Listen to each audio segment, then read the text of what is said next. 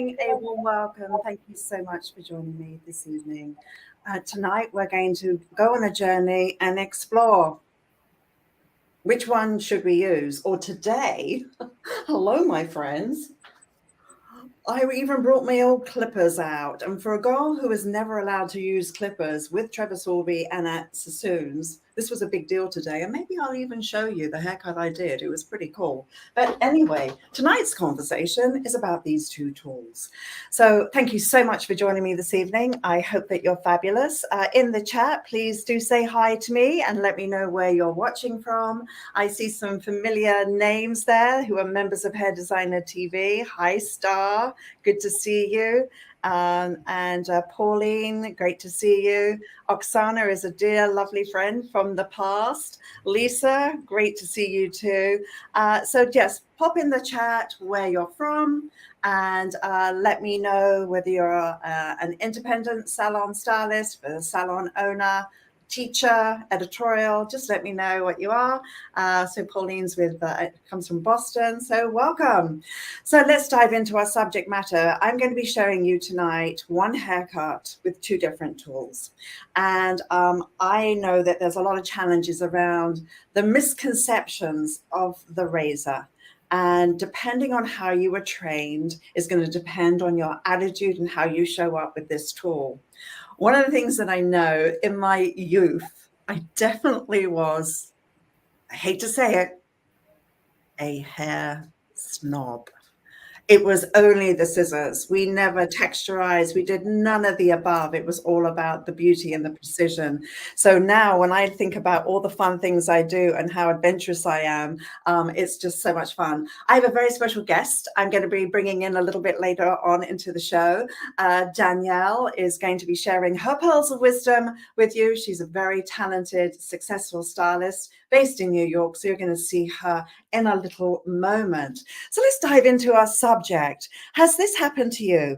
Has detailing become a second haircut on the same client? Come on, confession. How many of you have done that? I know many people cut a basic shape, and then after they've cut their basic shape, they blow dry, and then they start the detailing. They start to debulk a very strong line that's been put into their hair and lighten the haircut, right? Which can become two haircuts. My whole philosophy with anything that I do, and it comes from time pressure, and it also comes from, imagine an energy of just very focused going towards something, and you create the magic. And then think about energy that's going here, going there, a little bit fiddling and fussing, and this bit, then the energy picks up.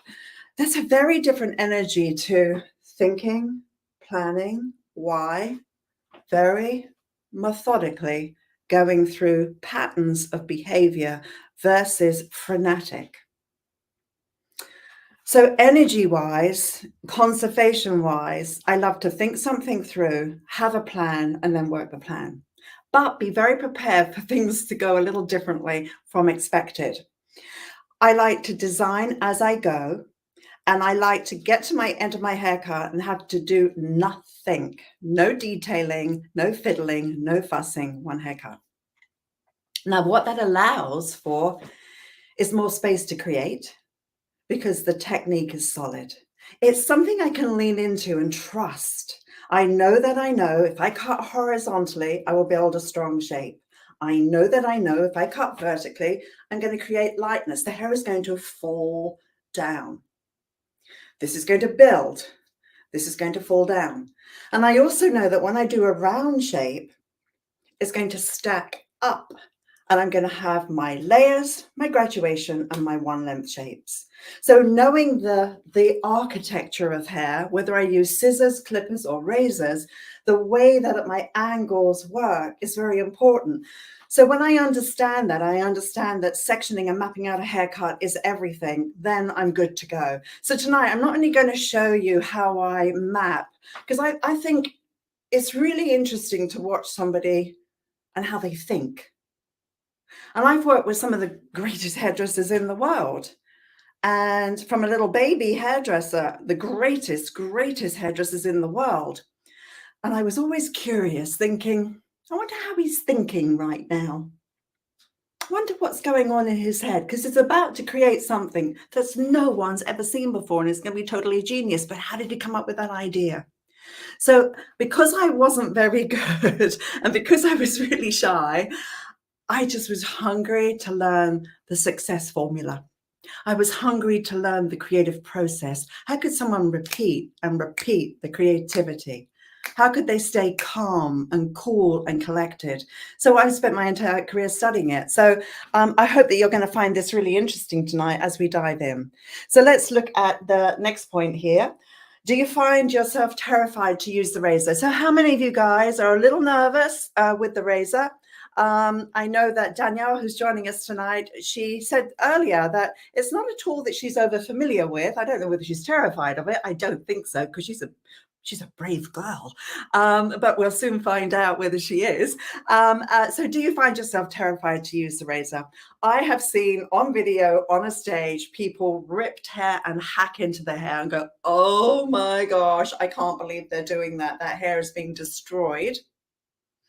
And I've stood by the side of Trevor Sorby and seen him float through the hair as a master.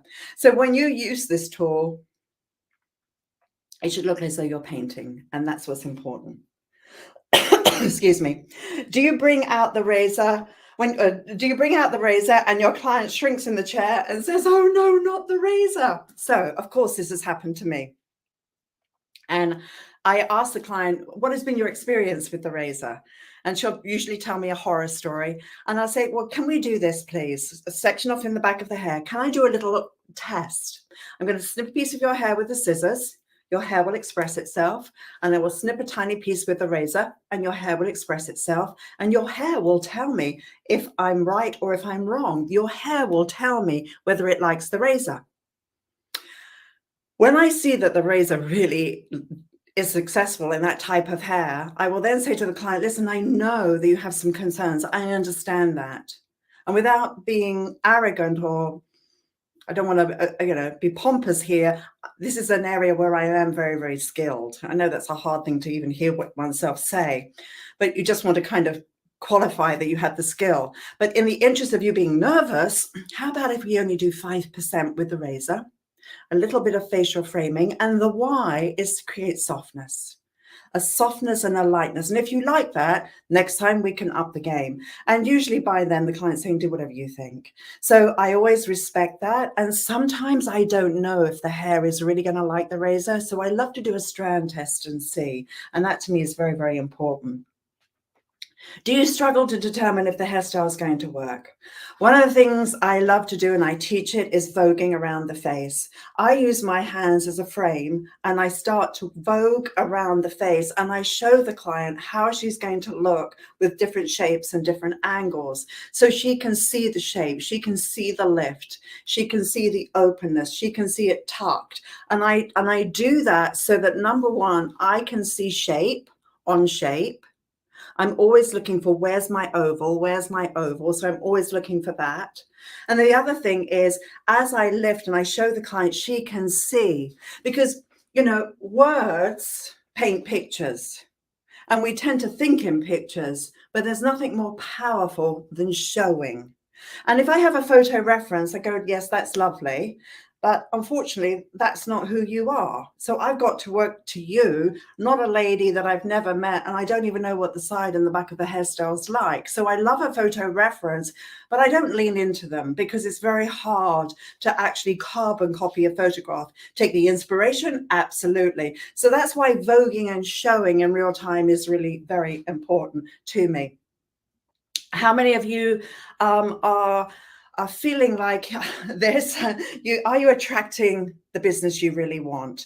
Would you like more creativity behind your chair? Are you a little bit bored with the same old? Are you feeling that if you could elevate your product and your offering and the value, you could actually raise your prices more? So just let me know in the chat, how many of these things am I saying that are going, oh yeah, I agree. And Susan's saying, I use the razor, but not often. And Who else do we have here? We've got Laurie that is from Brookfield in WI. Where's WI? Wisconsin? I don't know what that is. Sorry. Number 6. What is the cost to your business when you play it safe? So we can play it safe for all the obvious reasons. Time, worried that the hair may not like the idea, worried that the client may not like the idea, and we can play it safe. We can use the excuse of, I don't have time for social media, I don't have time for this, that, and the other, and we kind of play it safe in our little bubble. But sometimes we've just got to burst out that bubble and just say, I've got to just now elevate my standards, and I want to just take my business to that next level. When you think about 75% of your waking life is working, why not make it fun? Why not have an amazing time? And why not elevate? So obviously you're here tonight, and I say thank you for you being here. If there's anybody that you think would enjoy this tonight, send them a little text right now and say, come on, come and join in, and send them the link so that we can have some fun. Oh, we've got somebody here from Australia, DDB. Hi, it's 9 a.m. in the morning. Wonderful. Some of the most amazing hairdressers in Australia. I have a huge love affair with the Australian hairdressing scene. Really amazing. So thank you for joining. So if any of this sounds familiar, then obviously you are in the right place. So what we're going to do is talk about the difference between the razor and the scissors. So obviously when we have the razor, we've got the softness, the texture, the movement. When we've got our scissors, we've got our strength and structure. With this lovely lady here, it is actually a razor haircut, which allowed me to have much more fun playing with the hair from sculptured and snug to textured and undone. These haircuts are the razor. It's actually the same technique, but it's completely razored through. So tonight, I'm going to just take a very commercial concept with the my haircut. I'm going to start off with the scissors, and I'm going to finish with the razor. And I'm literally going to show you side by side the look that I'm going to do. But before I start my demo, I just want to bring in Danielle. And Danielle is, as I mentioned before, a very successful stylist in New York. She's already been nominated for a North American Hairdressing Award, and she's just got lots of nominations for One Shot with Behind the Chair. And she has a love affair with being on set in the studio, and just an awesome, awesome young lady. She's in my editorial program, so it's an honor to watch her work. So welcome, Danielle. Thank you for having me. I'm super excited about this. Good, good. So when you think about the world of the razor, what does it mean to you? I actually have never I've never used the razor very much. I actually am. You were saying before, am I terrified of it? Actually, I'm kind of scared of it.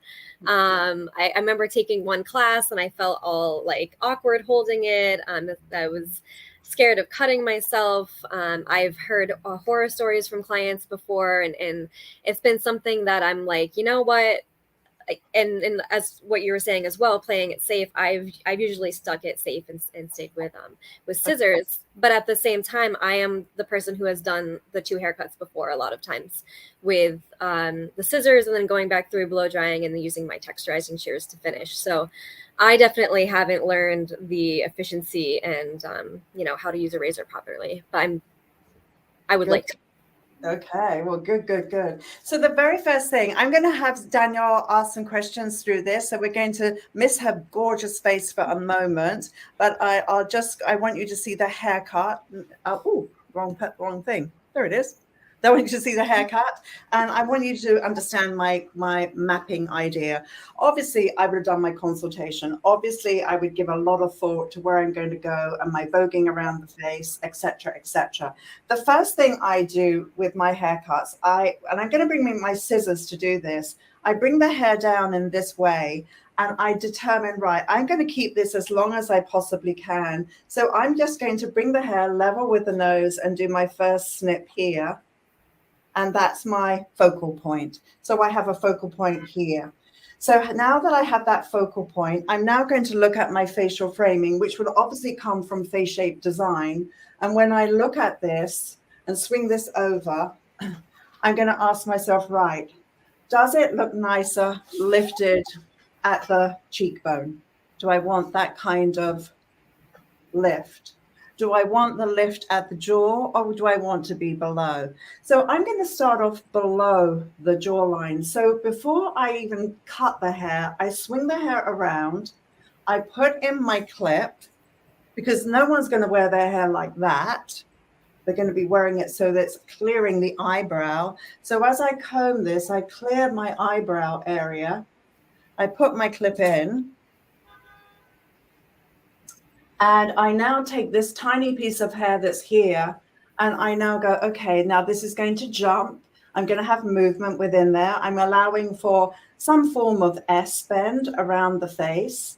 So I'm allowing for that. So I kind of do that kind of thing there. So I go, right, I like where that's living. It's coming around, it's coming down, and now I do my little nibble. And when I'm looking at that now, I will play with the hair. And all I'm doing is I'm now looking at this to this. That's quite a steep climb through there.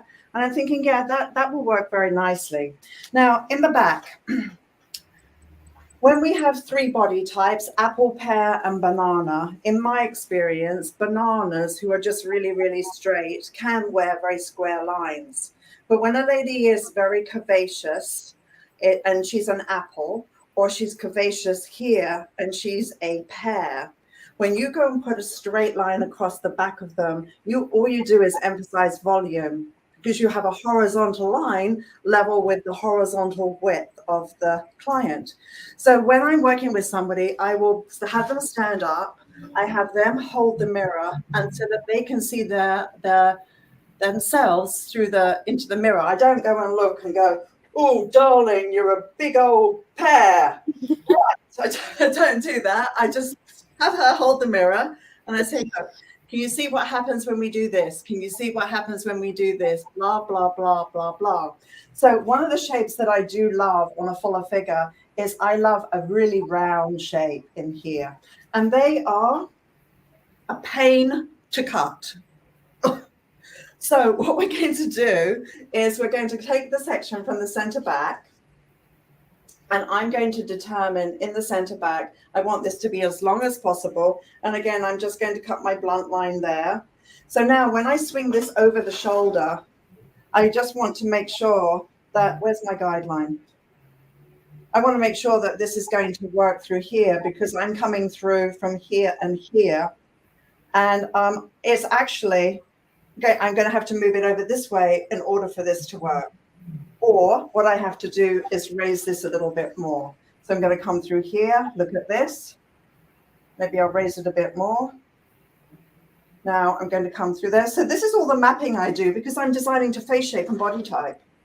Now I'm going to come through here and then just make sure that's going to work. Yes, it will. So now that I have that, I'm now just going to make sure on this side here, I have the same focal point. So I take this tiny piece and I take this tiny piece. Now all of my lengths are sorted out. The client can see the why, and this is what we're doing, etc., etc. So I have my hairstyle mapped out. What I'm going to do is an extreme over direction, and this is a really great technique. So what I'm going to do is I'm taking it from the center, and I have my guideline here. I'm going to take this hair way over here, right the way across. Where's my guideline? It just vanished. Oh, there it is. There it is. There it is. Make sure I'm not. There it is, right there. So now with this here, there's my other focal point. So now when I bring this across, am I going to have a problem? And the answer is yes. So that means I've got to come over here more. Where's my guideline? Where did it go? There it is. Right, there it is. All right. So I'm coming through there, and that's where I'm going to go. So over directing it this way, and I'm going to cut through with my scissors and cut a nice strong line. I immediately bring this hair over, and I look at how the hair is living, and there's my effect. My next section is going to be over directed all the way over, swinging right the way across. So I have to now honor the sectioning that I've established with my guideline and come through this way. I am also a proponent of you cut, you comb the hair into place, you look at how the hair is laying, and you move on through there. So now my next section coming through, I've got to make sure there's my focal point right down there. I'm going to, again, over direct. And I find that the mapping is, number one, a confidence builder for the client. Number two, it gives you an actual roadmap to work with. So there's my guideline there. And I'm going to connect that through. So Danielle, any thoughts about what I'm doing now and the mapping of this? Yeah, I was actually just thinking, you know, do you normally start your haircuts sort of in the front and mapping around the face? Because I feel like the traditional way to cut, or what I see a lot of us, what I do sometimes and a lot of the times, is starting in the back and cutting the perimeter, and then you get around to the front and you're layering once you get to the front. But I'm noticing that you are kind of starting in the front and working your way back, and that's different. Yeah, I like to work from the front on a haircut that I generally will work at the shortest point of the haircut. This is shorter than the back. Mm-hmm. Work from short to long. But in a hairstyle like this, now here's my guide, my piece here. So look, I've got to be super careful here that I don't go and cut this off.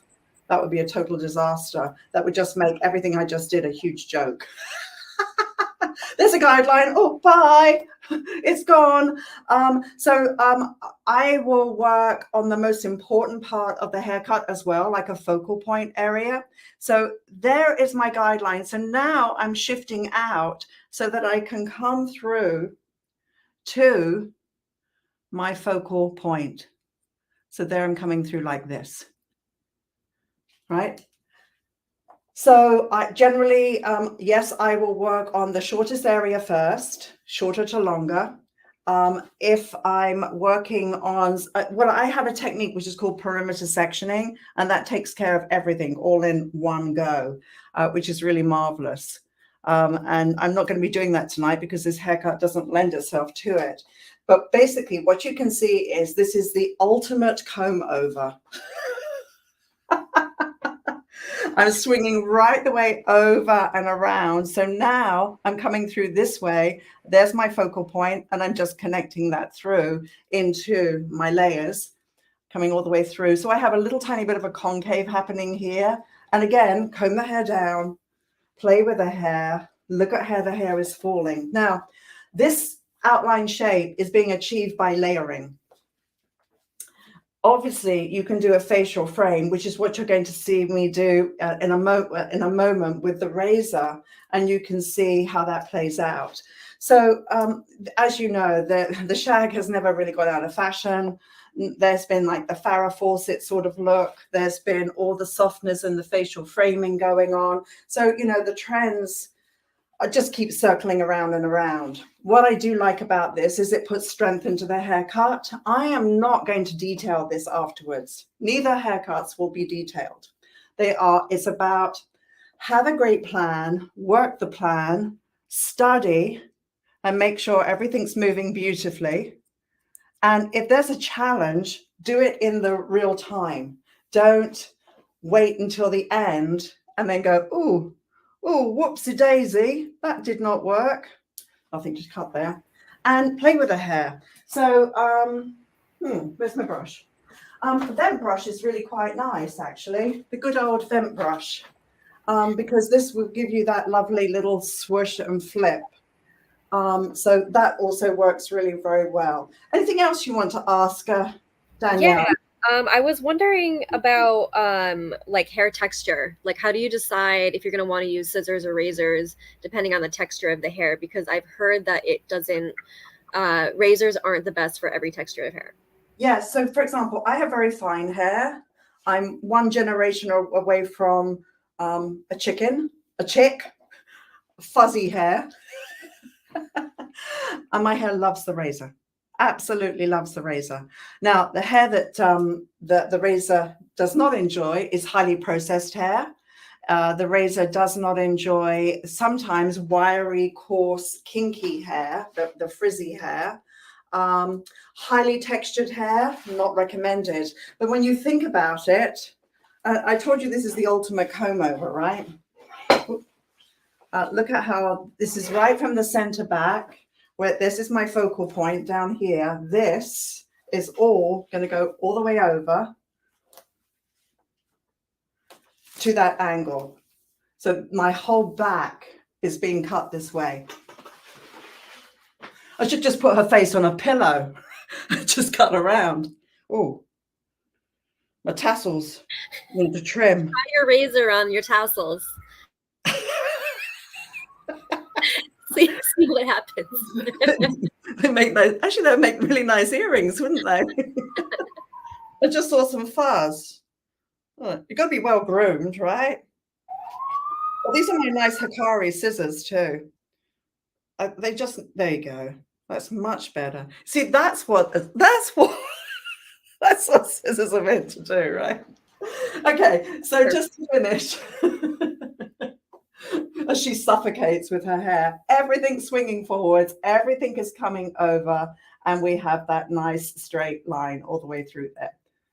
So that is the haircut. So as I come through to this part here, again, that over direction. Now, matching sides for this. You have to have a focal point. So is the focal point the shoulder? Is the focal point just a tiny piece that you put in? So you've got to have that. So now all the way through here, and this is where, for me, I do love the razor in terms of the framing and the softness. So I've got now this soft edge through here. I'm just going to come through here now and just break into this and point into it a little tiny bit. And I'm just going to over direct this forwards, over the shoulder, and do the same through here. Just tidy this up. It's quite thin, so it can actually take a strong line. So by all of this over direction, I've got all of my framing around the face. And now what I have created is a lovely oval slope. So this side now is going to be styled. And in a moment, I'm going to show you the other side with the razor, and you're going to see the difference between the two looks. So the flip and the shaping through and letting that drop down. I'm just going to let that air dry, and she's good to go. So we have a lovely sloping line, and that's really like a concave layer. So hopefully that makes sense. And if there are any questions, please do fire away and ask. So what we're going to do is go back, and I just wanted to let you know that you can book a call with us, which will be your coaching session. And if you want to make that call, we'll give you the information at the end of the masterclass. The goal is to give you the coaching session, find out where you are, establish some new goals, and actually take you on our success path. And the goal is, where are you right now? Where do you want to go? Why do you want to go there? Because you've always got to know your why in order to go there. And we can coach you, direct you, and guide you. So if that's of interest to you, do not go away, because we will give you that information at the end so that you can sign up. And we've got Curtis here from Dallas, Texas, independent hairstylist, and loves using the razor. I bought from your class in New York at the IBS show in 2014. That's amazing. Thank you for being here. Great. That's wonderful. So let's move on. So why listen to me? Some of you may not know who the heck I am. My career has been a wonderfully long, rich career. I love everything from avant-garde through to classic design. I love being in a studio. I love working with all sorts of curls, texture, color. I like anything that has some freshness and some modernness and some beauty.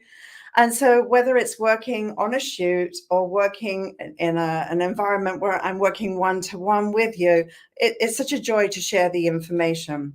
I created a lovely ponytail collection, and probably that was one of the hardest things I did, to actually create a ponytail story and do do all sorts of variations on ponytails. I love working with wigs and hair pieces, and it's all about meeting a hairdresser and finding out where are you right now and where do you want to go.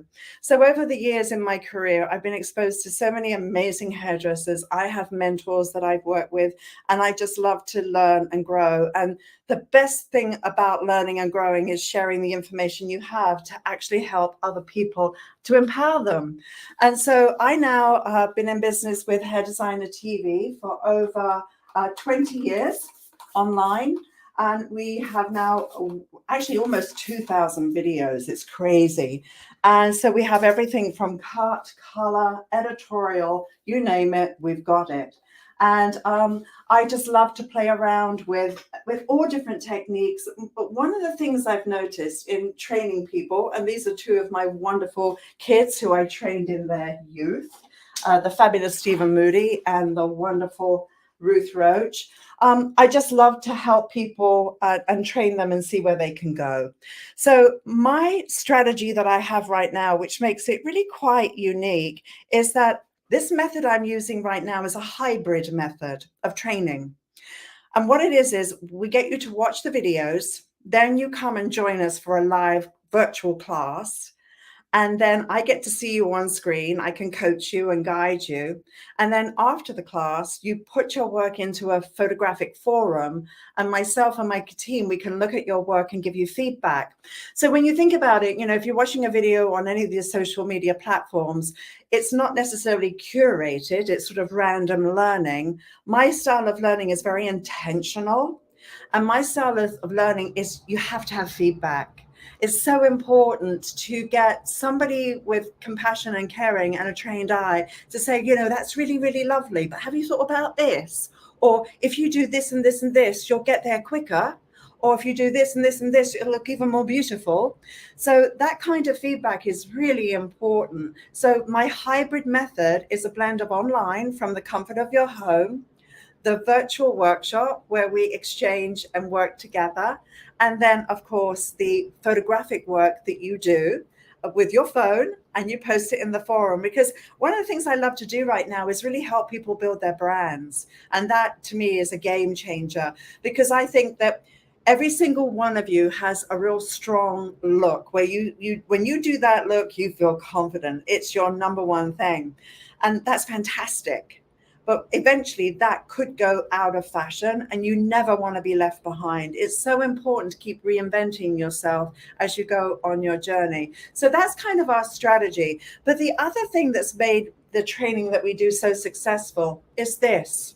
It's our consultation. It's our 5-star consultation. And as you look around this wheel of fashion and style, from face shape, body type, age, hair type, fashion, personality, sensuality, budget, etc., etc. This is a wheel of completion. And in my training, what we have is an incredible consultation form. And when clients go through the process, they lean into the consultation. They do the work of filling out the consultation on their time, not the hairdresser's valuable time. You, the hairdresser, translate what you have learned, and then you can take your client on their own journey. But sometimes what happens in our world is that we get a little bit out of whack. We may have certain areas where we're really strong. We're studying the hair texture. Yes, and we're sensitive to budget, and we're really aware of fashion, but maybe we're forgetting to really analyze face shape and body type. Maybe we're not paying enough attention to how we're communicating and connecting with our guests. And so what happens is we have a bumpy wheel, and ultimately you want your wheel to smoothly go and cruise through the salon day. And you don't want bumps, which could be rejections, resistance, fear, frustration, bad reviews, client not coming back, etc. So what we try and do is eradicate the bumpy wheel. And what we try and do is get you to be in the world where you really understand the importance of seeing the big, big picture. So when we look at this particular look here, my question to you is, what would you do if this is a client sitting in your chair, fine textured hair, somewhat over-processed on the perimeter, lovely girl with a very strong jawline, slightly asymmetric in her jawline. Where would you take her? Tiny head, wider jaw. So she's definitely got that volume to take into consideration. So this is where I took her. I actually slimmed down her jawline and gave her much more texture and volume, which worked out really quite well. But the thing today is our clients know their face shape better than we do. And with that said, what do we understand about face shape? This lovely lady came into me and she said, oh, I'd like to have my hair at my shoulders and I'd like a bob. And I thought, oh gosh, she's got a strong jawline and a little bit of a thick neck. That may make her look heavier. So what I did was I vogued around the face and I gave her this incredible consultation and she trusted me. And so I took her here. And so when you look at the difference of the elevation of the jawline, slimming the neck, looking more youthful, to me, this was a game changer. And, you know, when you take your first section over the ear and you're cutting off 14 inches and the client came in thinking she was going to be at shoulder length, that takes courage, it takes confidence, but it took trust. The client trusted me, which was amazing. So what we have here is my strategy for my consultation. I have something called the 3 wheels of fashion, and that really is looking at the lifestyle, the personality, and the values of your client. Then I go into face shape, and then from face shape, I then go into my technique. But for most of my career, that was not the way it was. For most of my career, I was looking at the hair and not considering who was sitting in my chair. So one of the things that I did was I designed, this was actually designed on set, working on photo shoots. The first thing I needed to know was how quiet or loud should the hairstyle be? Where does the client live in fashion? And what is the sensuality of the look? And when you look at these particular images here, you can see that we've got edgy rock and roll on the one side here, very, very, very, very edgy. And in the center one, she's sort of more glamorous. And then our shot on the other side, we have very pretty, very feminine, very girly, much more youthful. So to me, it's meeting the client where she lives that's so very important. So from having work being published and working in so many different areas, what I love to do is I like to teach more than a hairstyle. I like to teach patterns in success. And my patterns for success are, I need to be able to, i.e., show you how to take a great photograph, show you how to build your brand, show you how to take your work to that next level and really understand self-promotion in a way that's very effective. I also, when I'm working on photo shoots, and we actually are hosting some photo shoot workshops this year, which are going to be so exciting here in New York. So we have photographic workshops that we're doing. We have workshops here in my studio, which is really cool. We only take 6 people, and it's called Design Your Own Adventure. And what we do is we have a coaching call, you and I first, and I look at your work and I try and find out as much as I can about you. And I want you to understand this. When I look at your work, I'm looking as to how can I take you to the next level? It's not a judging eye. It's a tender eye. I'm here to serve and to help you. So I never want you to think, oh gosh, I don't want Viv to look at my work. What will she say? That's not where my head is. My head is, how do I help you? And if I'm seeing it, you're stuck, surely the most powerful thing I can do is get you unstuck, right? So in my workshops, we do a coaching session, a virtual coaching session. We create your collection and we pull images and we create your mood board. Then when you come to me, we recreate them together. And then you leave. And then we have another coaching call. And after that coaching call, we look at what you created, we look at the photographs, and then we set our next strategy. You also get a coaching call with Patricia, who's on my team, who is an incredible young lady, and she does the social media with you. So it's a hybrid of the online and coming to me and designing something unique. And I call it Choose Your Own Adventure because I know what it's like to go to a class and everyone's doing the same hairstyle. Some have done that 1,000 times. One's never done it before. And so there's a lot of hurry up and wait. You're thinking, well, I flew all this way and I'm doing a haircut I already know, or I'll never use this haircut, or, oh yeah, this is amazing. So I thought, no, intimacy, small, private, in my studio. You design what you want to do. My job is to help you create the goals that you have. So it's pretty exciting. I love it. It's so much fun. I'm learning loads. So my training obviously saves you decades. The experience I've had is pretty vast. And what I love the most is working with young talent and experienced hairdressers. And I tell you what, we've had many hairdressers go through my programs, and my intention was to help them be a beautiful, amazing hairdresser. But what the byproduct of it, which I wasn't prepared for, is that they're making so much more money. And I'm going, hold on, we didn't do a business course. How did that happen? It was like it happened because they're doing amazing work. And so I have stylists who've got 30 years of experience who for 30 years wanted to have a six-figure income. 30 years later, they now are. How sad that I didn't get my hands on them earlier. So if you procrastinate and say, well, maybe one day, not right now, a bit busy, all you're doing is putting off your potential to the next year or whatever. So I'm challenging you tonight to make that call so that we can talk to you and help you. And if we're not the right fit, we'll make recommendations as to what the right fit will be. How does that sound? Does that sound good? So you don't have to wait 3 decades for a result. The ultimate thing is, if you work with someone who's already been there, done it, they can accelerate your learning. And that's what's pretty amazing. My training does accelerate the learning.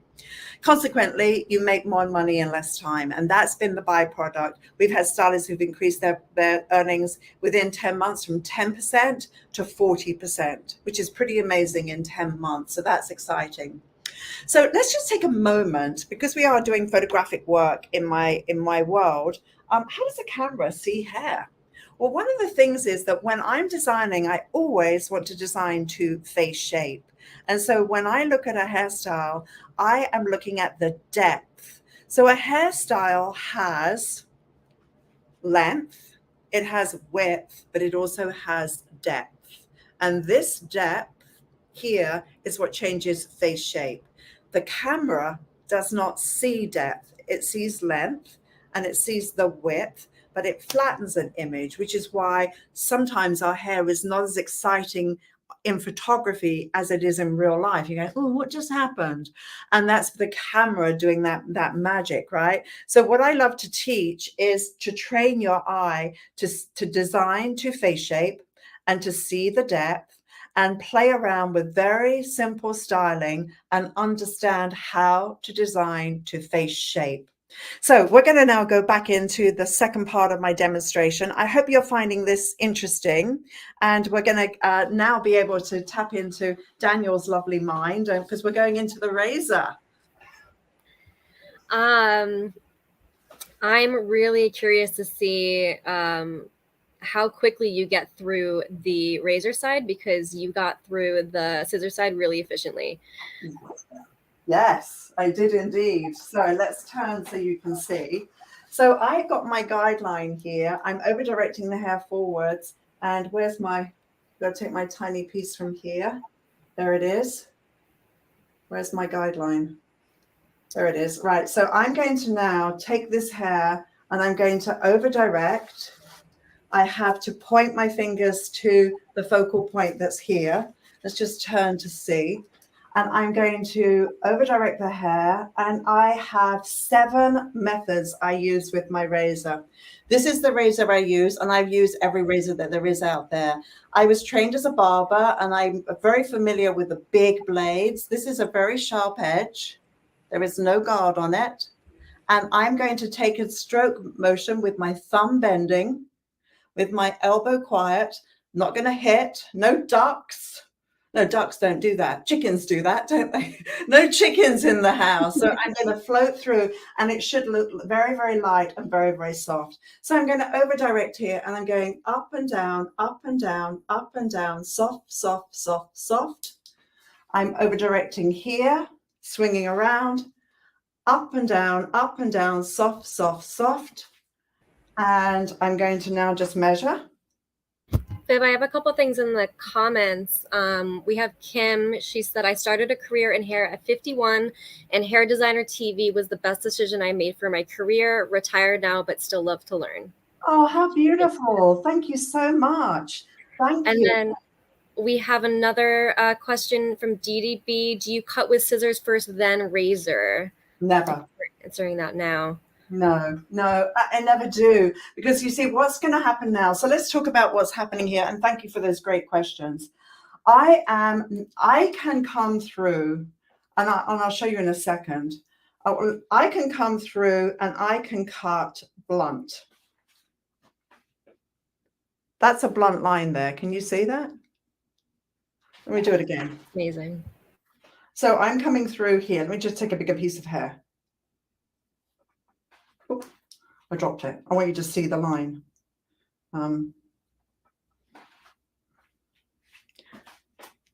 That is blunt. It just dropped a little tiny bit, but there's a blunt line.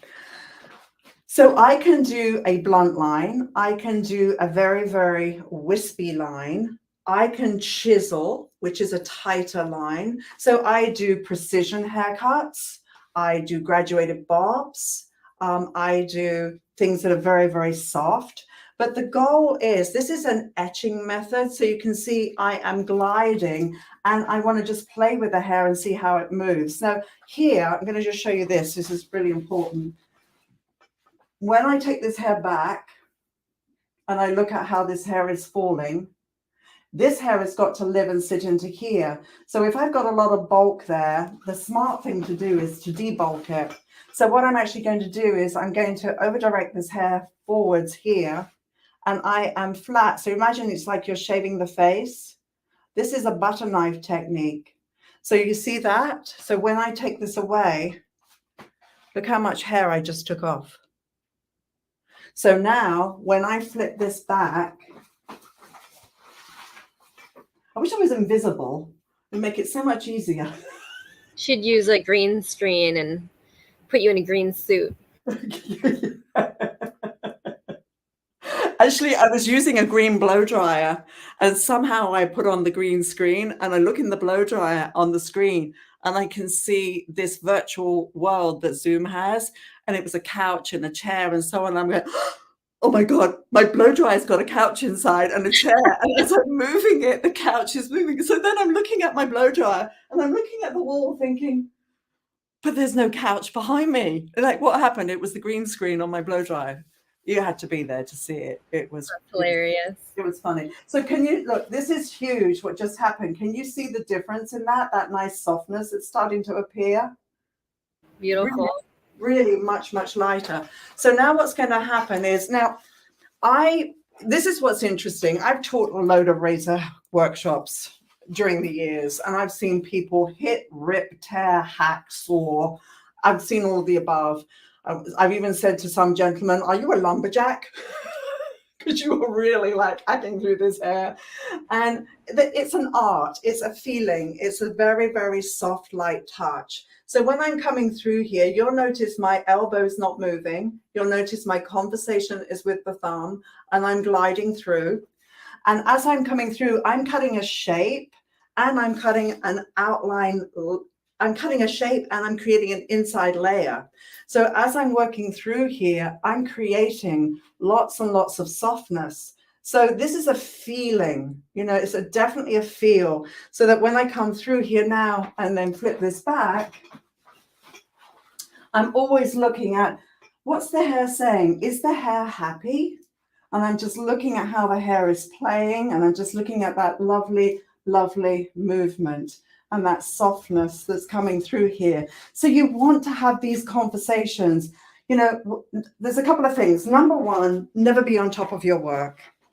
Try and stand as far away from your work as possible.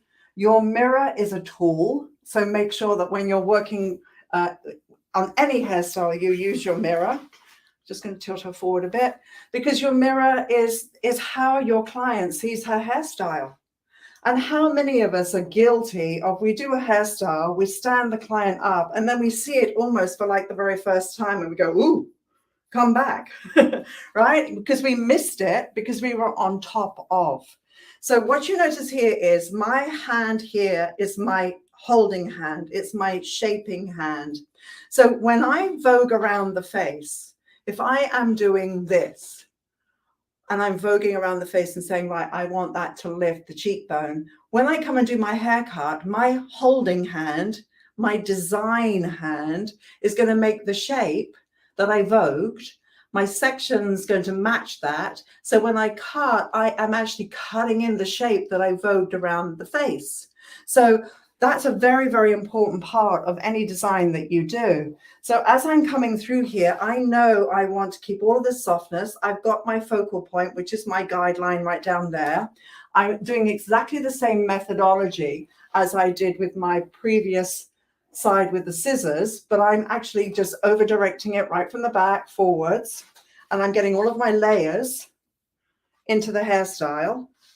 And for example, if I do a mullet, I prefer my mullets to have more weight in the back, because sometimes with a mullet, they look really good front on and really good like this way. And then you get to the back and it looks like a poodle that was just, I don't know, stretched out. I don't know, it's something weird about like when they're curly, they kind of go into that poodle thing. So I prefer it when it has a little bit more length in it in the back. So this is a really great way of giving your client lots of lightness and framing around the face, but keeping the weight in the back. So Danielle, what questions do you have for me?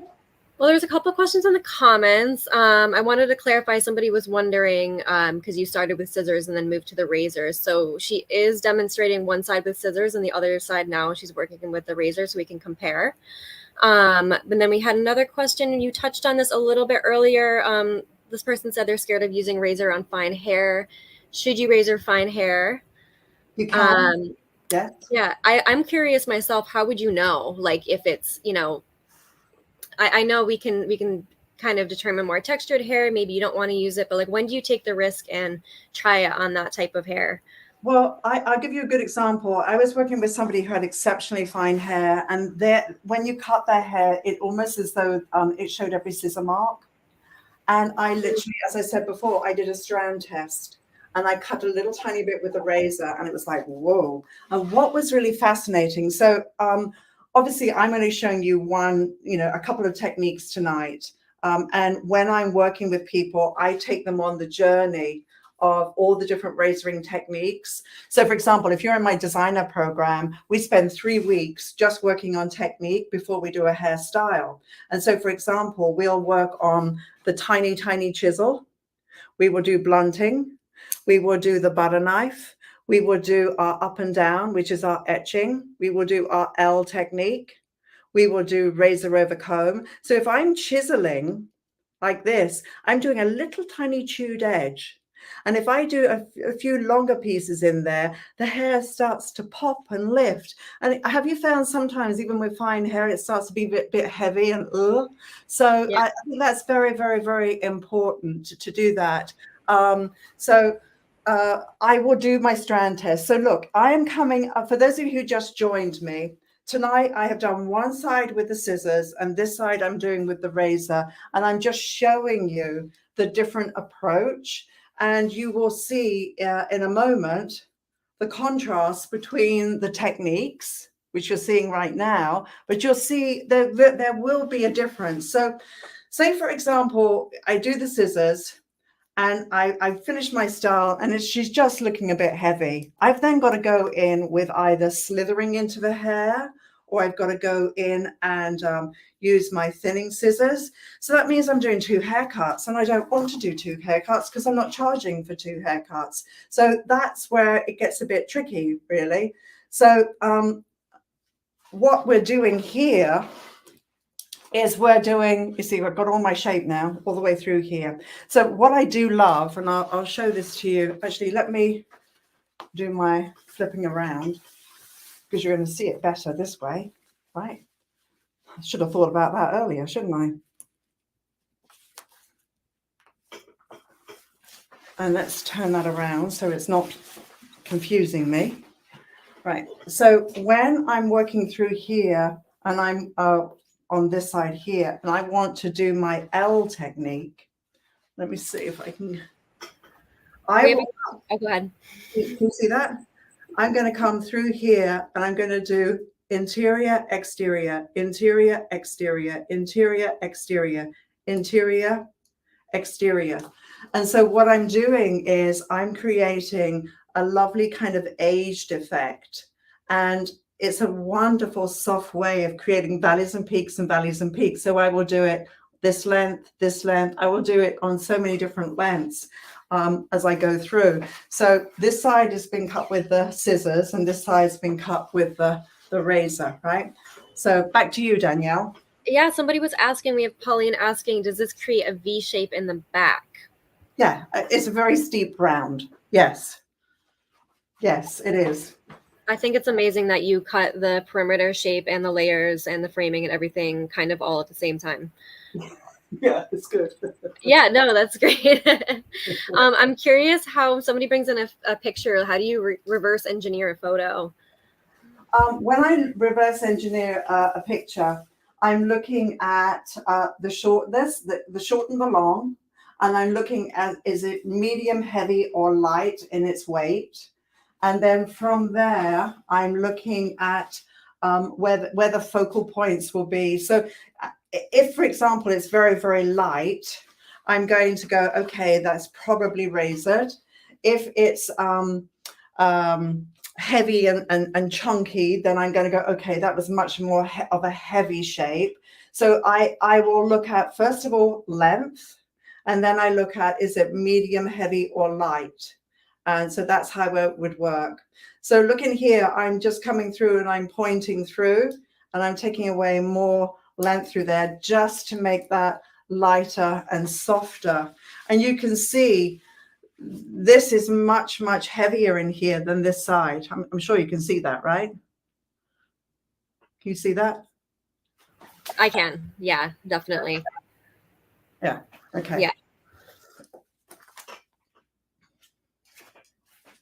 So my strategy is, number one, an extraordinary consultation. Number two, voguing around the face. Number three, mapping and giving myself all of my focal points so I'm not disappointed in any shape or form. Then my other strategy is always design as you go, cut and design, stand as far away from your work as you possibly can, so that you're not missing anything. And just, what is the greatest tool you have? It's your hands.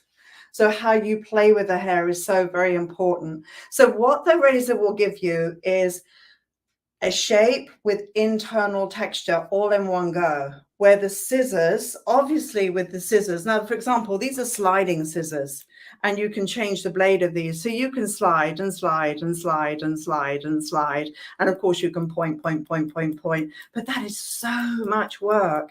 And it's really hard to do that all on diagonal lines. So when you're lifting and you're trying to do interesting angles or a concave, it's really hard to do that. But with the razor, it's just so easy and effortless. So as I'm looking through here, I can see with my naked eye that this side is much heavier than the other side. But what we're going to do is, you're going to see the one that I already cut. It's like a cooking show, fresh out of the oven, is the blow dried version of this. And in a moment, I'm going to show it to you. How about that? Oh gosh. So guys, just remember that if you want to have a coaching session with us, book a coaching call so that we can help establish your goals and take you on your success path. So I already mentioned the consultation is such an important part of what we do, and how I like to design to face shape. Knowing how to design to face shape is everything. The big thing we look at is designing to personality as well. Who is that personality? We next want to design and understand where the client lives in fashion. And very often is the big mistake is we're not understanding enough about the fashion sensibilities. We're also looking at designing to the sensuality of the look.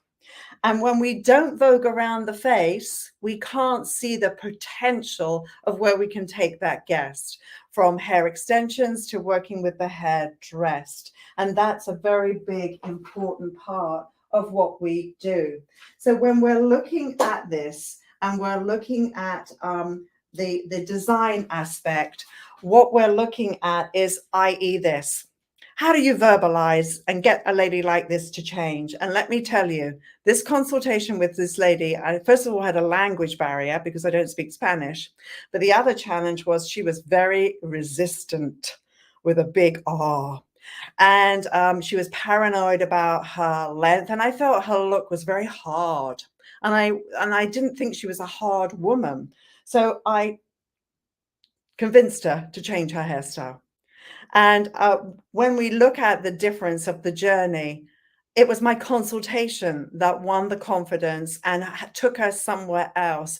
And you can see she's actually got quite a short forehead. So that's the big important part of that. So Danielle, you have been training with me. Why don't you share your experience of you're going through the designer program? You're already highly successful. What have been your big takeaways? I can't emphasize enough how much the learning about face shapes has made a difference. I feel like it's such a simple thing, and you think you learn about face shapes in cosmetology school, but I feel like I didn't. And I always felt like I was cutting. The consultation was like, how many inches do you want off? Do you want some face framing? Do you want some layers? And that's pretty much it. There's maybe a little bit of lifestyle in there, but I feel like a lot of people almost pick out their own hairstyles, come in with a photo and decide that's what they want. But I'm really going back now and trying to think and train my eyes so that I can recognize what's going to look better on a person based on their face shape and all of that.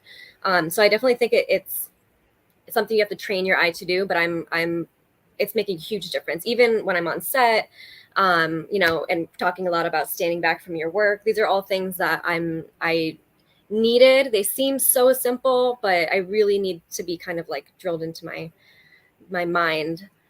And I also, we were talking about before with feedback, that's been number one for me, having feedback, because I've been doing hair for 11 years now. I've had to start over. When I moved to New York City, I've done so much training. I've invested in so much in education, and I could watch somebody work all day long on a video in person. I can go try it. And then if it's not working, I'm stuck. And that's happened so many times. But I love that we have our sessions where you can literally stop me, tell me to change my position, and kind of correct those little things. So I'm actually doing things properly and more successfully. I love that. Yeah, that's beautiful. And also to shift habits and shift behavior, the only way to do it is a baby step. A habit has to be attractive for you to change it, a new habit. So a new habit has to come in and you have to surrender the old habits and say, I'm going to get into the new one, but it has to be attractive. The return on the change of behavior has to be so high that you go, oh, I want more of that. And that's what's really, really exciting. So what I do know is that you've got two options. Obviously, you can take some of these tips that I've given you, and you can take this information and clearly you can go on your own and do that. Or we can work together and we can help you achieve your goals. And obviously, if we work together, which I would love, I can certainly help you and get you there a whole lot quicker and make more money. So one of the exciting things is to have clarity, and your new path to increase your techniques is so important, but how we teach is critical. I like to map out the hairstyle so you understand the architecture of any design, whether it's a haircut or whether it is styling. It's all about that mapping out and understanding why you pick up the tools that you do, which is so very, very important. So understanding that, that's the clarity part. I've shown you the razor tonight, and this is again showing you the razor so that we have this lovely kind of rock and roll vibe. And you can see that we get this very soft shattered effect in a very quick way, which makes it absolutely wonderful. So that's what makes that, as I say, super, super exciting. And so for you, Danielle, you've been through the program, and I'm going to bring my mannequin in where she's complete. What other big things have helped you technically?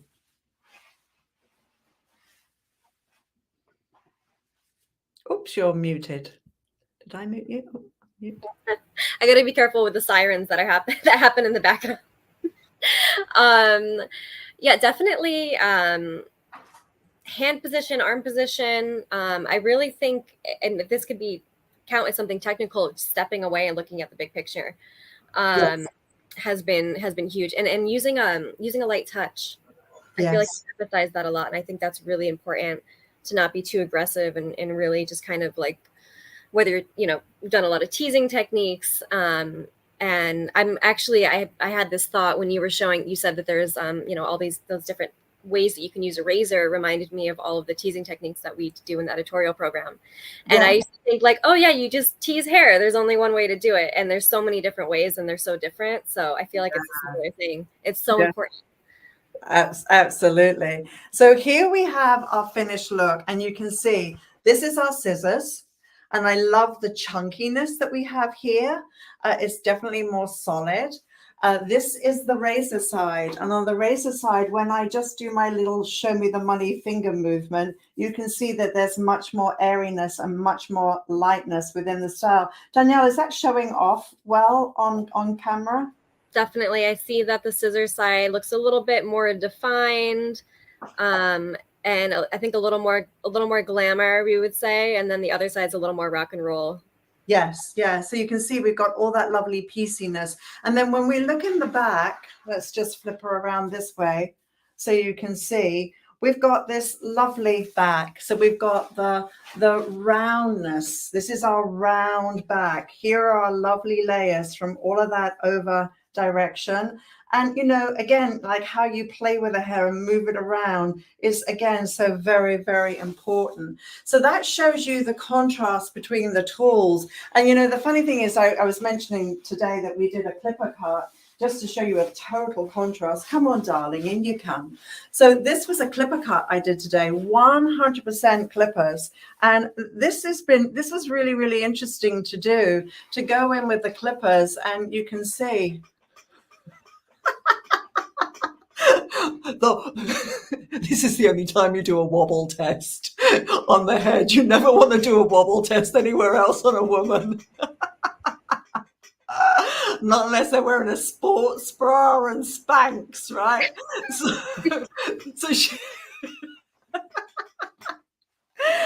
So this is the clipper.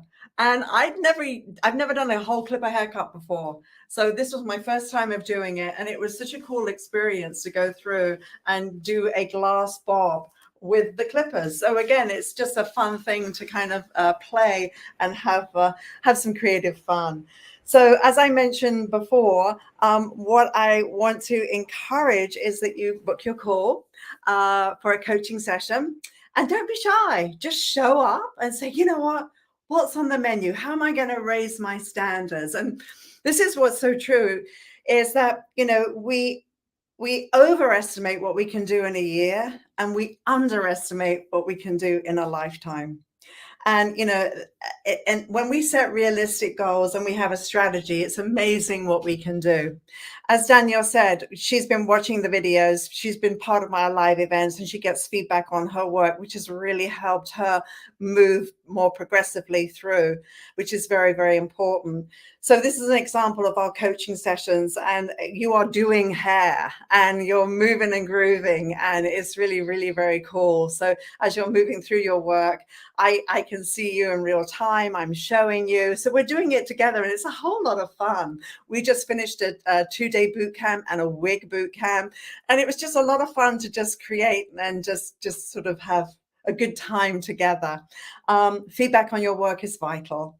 And, when I think about the early days as sassoons, I would live in total fear of like, oh my God, what are they going to say? It's a disaster. And I remember one time I did my first graduated bob, and I went higher and higher and higher and higher and higher. I was doing one of these, and I was just going higher and higher, and no one ever said step back. And no one ever said, don't just measure the length, measure the angle as you're going through, measure your angle, right? And I'm busy cutting. And then all of a sudden I realized my weight line was up here and the front was down there. And so she had ears, and she was a buxom wench. And when I eventually had the courage to go and get the teacher, it was too late. I mean, the disaster had already happened. And she said to me, "You overcut that." She just walked away. And I thought, that doesn't help me. This woman's going to walk out of here barking like a dog. She's got spaniel ears and it's never been in fashion.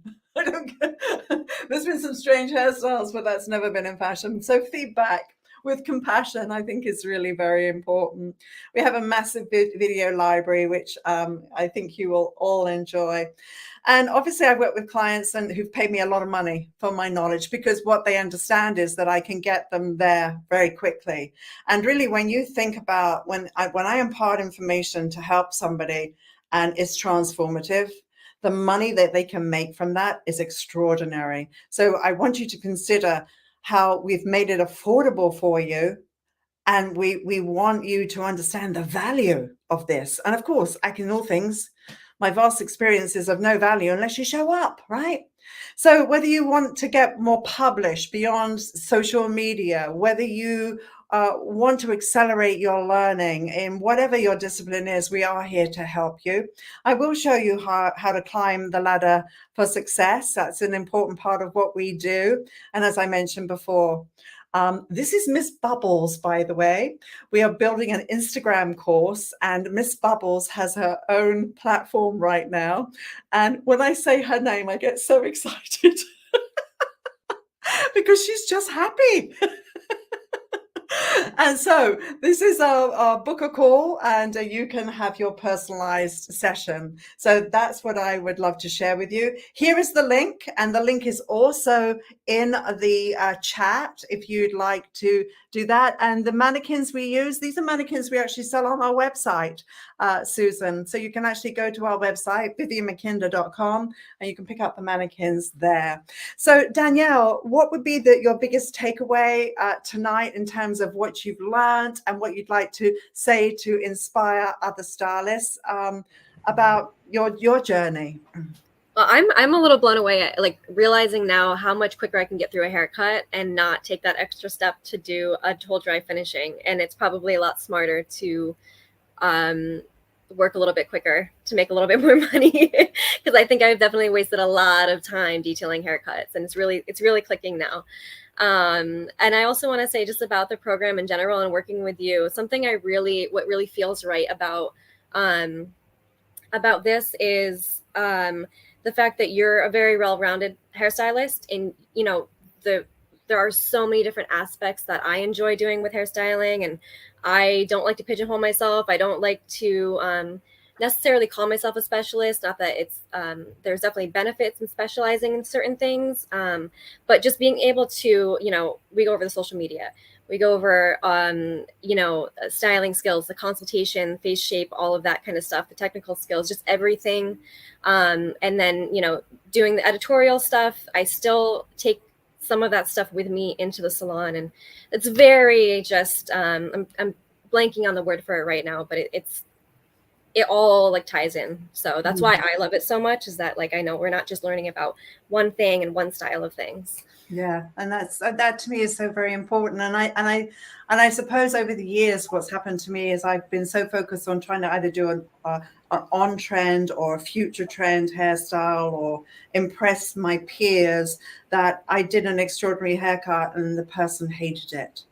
And I completely misread the person. I was so focused on the hair that I missed everything else. Or even on a photo shoot, I had this idea, burning idea. I wanted to do this creative, and it just didn't work. The camera did not like the jawline, or the camera did not like the angle of what I created. And the best shot of the hair was not the best shot of the face. And then the photographer saying, that's so not working. And I'm defending my artistry. I'm defending it all. Now I feel a little bruised. So now I've got to go into the bathroom and have a little pity party and have a little cry because no one understands. And then come back out, look at the pictures and go, oh gosh, they're right. Oh no, oh no.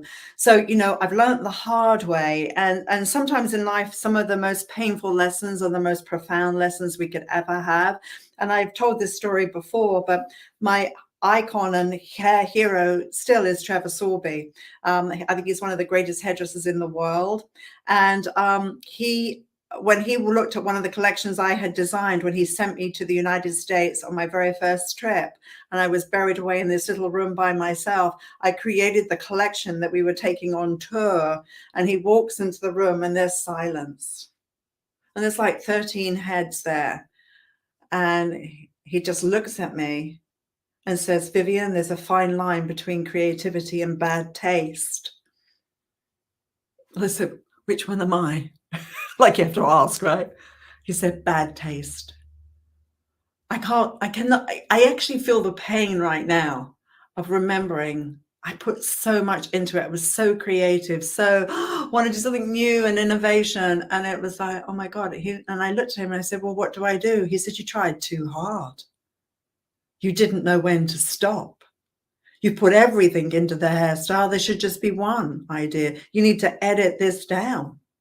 And in those days, I didn't know the power of photo journaling, to know, take a photograph. What does the camera see? Take a photograph and scroll through the images and go, oh, that's when it was right. That's when it's not. So, for example, even this little girl here, after I cut her, I photographed her. And it's like, where did that piece come from?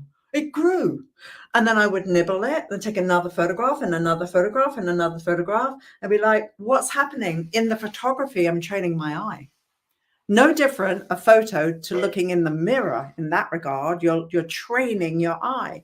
So all of these things have been very profound lessons. And if I can help somebody get there sooner and have a passion for the craft and elevate our industry. I've always been devoted to elevating our industry. That's why I made the film series. I'm not just a hairdresser. That's why I've done the things I've done. It's to elevate our craft. So I thank you tonight for being here. Danielle, I thank you for being here tonight. And I wish you continued success with what you're doing. Go for it, girl. You know, you got the goods. And thank you so much to my friends for being here. So you know what to do. Spread the word about what we're doing. Share this with your friends, and do show up for a coaching call so that we can find out how we may serve and help you. Daniel, thank you once again. Thank you so much, guys. Take care and good night.